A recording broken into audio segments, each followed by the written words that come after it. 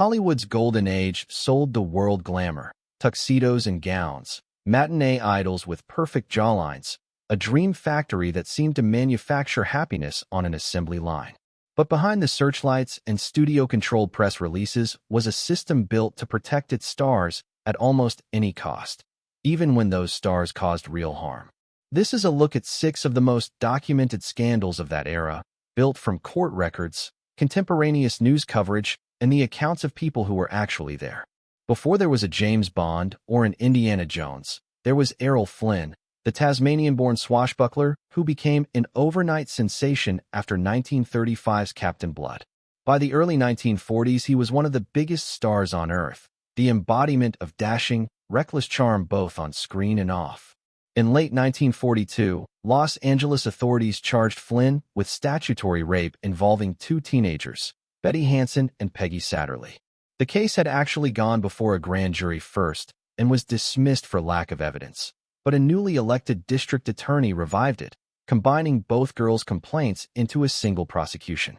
The trial that followed, in January and February of 1943, became a national sensation. Flynn's attorney, the celebrated Jerry Geisler, handpicked a jury of 9 women and 3 men, betting, correctly, as it turned out, that Flynn's stardom would work in his favor.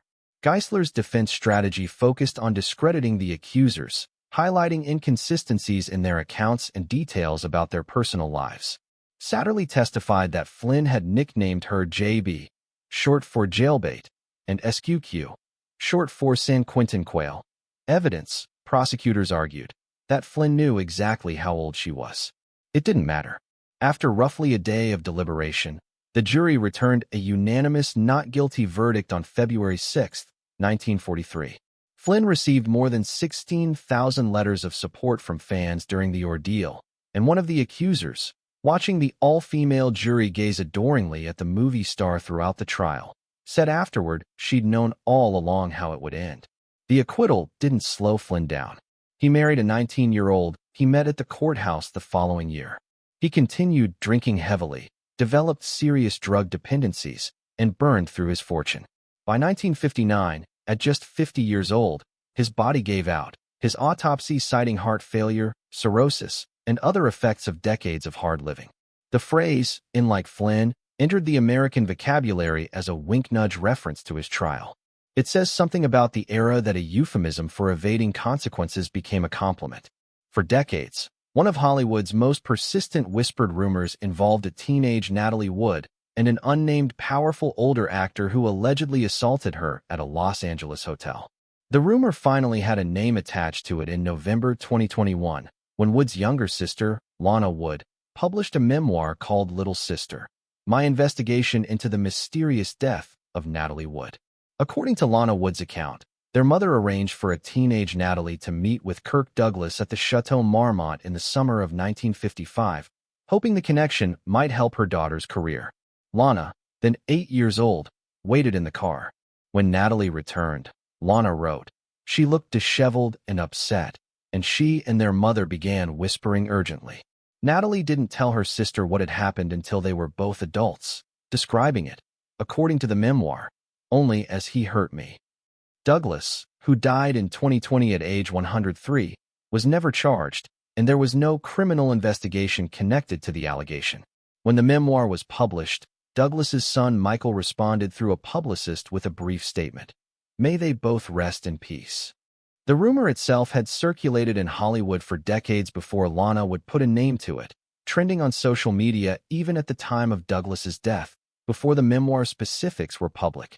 Douglas's public legacy is genuinely complicated by more than this one allegation. He was widely credited with helping break the Hollywood blacklist by publicly crediting blacklisted screenwriter Dalton Trumbo for Spartacus in 1960, a move considered courageous at the time. Colleagues, including director Stanley Kubrick, described him as fiercely driven and famously difficult to work with. He received an honorary Oscar in 1996. Whatever else is true of his career, the allegation from Natalie Wood's sister remains just that, a serious allegation made decades after the fact by someone who wasn't present for the incident itself, about events that were never tested in a courtroom. Faye Dunaway's talent was never in question. From Bonnie and Clyde in 1967 through Chinatown in 1974 and her Oscar-winning turn in Network in 1976, she was one of the defining actresses of the era. But alongside the acclaim, a reputation for volatility on set followed her for decades, described consistently across multiple productions by multiple witnesses over nearly 50 years. Britannia Alda, who played Dunaway's on-screen assistant in 1981's Mommy Dearest, said that during filming Dunaway slapped her for real during a scene that was only supposed to be a stage slap. Director Roman Polanski reportedly described Dunaway to Rolling Stone as a gigantic pain in the ass after their work together on Chinatown. According to the book Easy Riders, Raging Bulls, crew members on that same film described Dunaway's unusual dressing room habits leading to multiple resignations, though Dunaway told the book's author she had no recollection of the incidents in question. The pattern continued for decades. During a 1990s touring production of Masterclass, Dunaway reportedly showed up an hour late to many performances. The most damaging incident came in July 2019, when she was fired from the Broadway-bound play Tea at 5 after staff reported she had slapped and thrown objects at crew members trying to fit her wig, and had created what producers described as a hostile and dangerous backstage environment. A month later, her former assistant on that production sued her, alleging she had repeatedly directed homophobic slurs at him. Allegations, he said, were backed by audio recordings. Betty Davis, appearing on The Tonight Show in 1988, was blunt in her assessment of working with Dunaway, calling her uncooperative and difficult. By the 2010s, Dunaway had become somewhat estranged from an industry that once considered her one of its brightest stars, a decline that a 2024 HBO documentary about her life attributed to a mix of genuine behavioral issues and the industry's long history of treating difficult men as visionaries and difficult women as unhireable. John Wayne spent more than 3 decades as the defining face of the American Western, the embodiment, for millions of moviegoers, of rugged national identity itself. In May 1971, Playboy published a lengthy interview with Wayne that, when it resurfaced on social media decades later, permanently altered how many people understood him. In the interview, Wayne told writer Richard Warren Lewis, "I believe in white supremacy until the blacks are educated to a point of responsibility. I don't believe in giving authority and positions of leadership and judgment to irresponsible people." On the subject of Native Americans and westward expansion, he said, "I don't feel we did wrong in taking this great country away from them. Our so-called stealing of this country from them was just a matter of survival. There were great numbers of people who needed new land, and the Indians were selfishly trying to keep it for themselves." He also used a homophobic slur while criticizing the film Midnight Cowboy. The interview sat in Playboy's archives for decades before a screenwriter posted excerpts to Twitter in 2019, and it went viral instantly. The backlash reached political institutions named for Wayne. Orange County Democrats passed a resolution calling for John Wayne Airport to be renamed, and students at the University of Southern California, Wayne's alma mater, protested a campus exhibit honoring him until the school moved it to a library. Wayne's family responded with a statement defending him as a devoted father who taught us to treat all people the same, and his son Ethan publicly disputed the characterization of his father's views. Wayne died in 1979 at age 72, never having had the chance to respond to the controversy that would resurface around his words 4 decades later. No scandal on this list is more legally consequential than Roman Polanski's. On March 10, 1977, the acclaimed director of Rosemary's Baby and Chinatown invited a 13-year-old named Samantha Gailey, now known as Samantha Geimer, to a photo shoot at Jack Nicholson's Los Angeles home. According to the criminal complaint and Geimer's own account, Polanski gave her champagne and part of a sedative and then sexually assaulted her despite her objections. Polanski was charged with 6 offenses, including rape by use of drugs and sodomy. Facing trial, he agreed to a plea bargain. In August 1977, he pleaded guilty to a single reduced charge, unlawful sexual intercourse with a minor, in exchange for the other 5 charges being dropped. He was ordered to undergo psychiatric evaluation and served 42 days of a diagnostic commitment. Then, on the eve of his formal sentencing in February 1978, Polanski learned the presiding judge was likely to reject the plea agreement and impose additional prison time.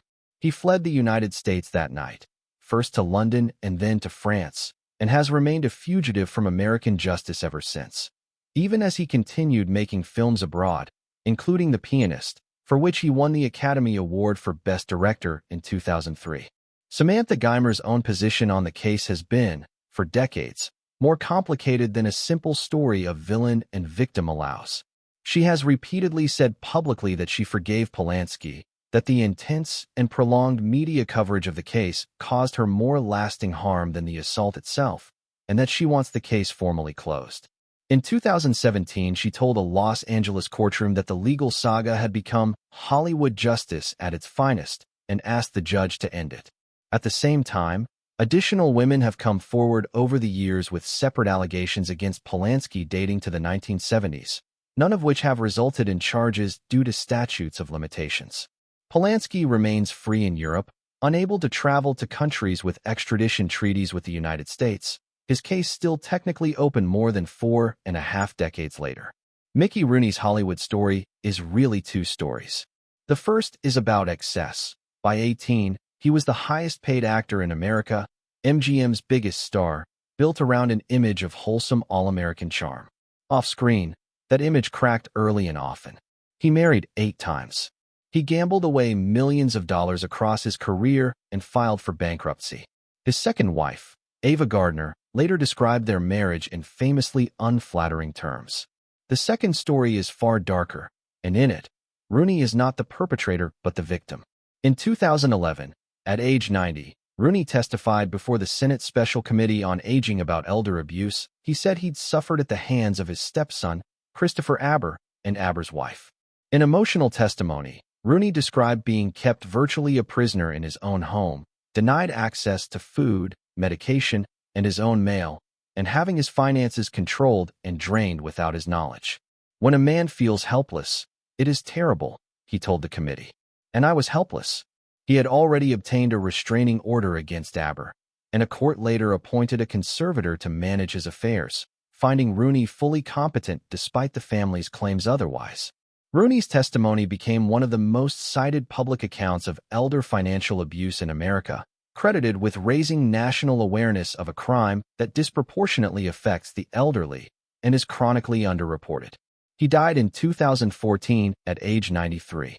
His story isn't a tale of a star whose cruelty caught up with him. It's a reminder that fame and fortune offer no protection against exploitation in old age, and that the people closest to you are sometimes the ones most capable of causing harm. These 6 stories don't share a single villain or a single lesson. Errol Flynn was accused and acquitted in a trial that most modern observers agree was decided more by his fame than the facts presented. Kirk Douglas faces a serious posthumous allegation that was never tested in court. Faye Dunaway's difficult reputation is corroborated by named witnesses across 5 decades. John Wayne's own words, on the record, speak for themselves. Roman Polanski pleaded guilty to a serious crime against a child and has spent nearly 50 years as a fugitive from the consequences of that plea, even as his victim herself has asked for the case to end. And Mickey Rooney's story is ultimately one of victimhood in his final years, not villainy. What connects them isn't a tidy moral about evil hiding behind charisma. It's a much more specific and verifiable pattern, a studio system, and later an industry culture that was frequently more invested in protecting its stars' images than in reckoning honestly with what they'd done, whether that meant paying off witnesses, closing ranks around a director accused of assaulting a child, or simply looking the other way for decades while a working relationship stayed difficult rather than disqualifying. The receipts, when you go looking for them, were rarely hidden. They were sitting in court transcripts, magazine archives, and memoirs the whole time.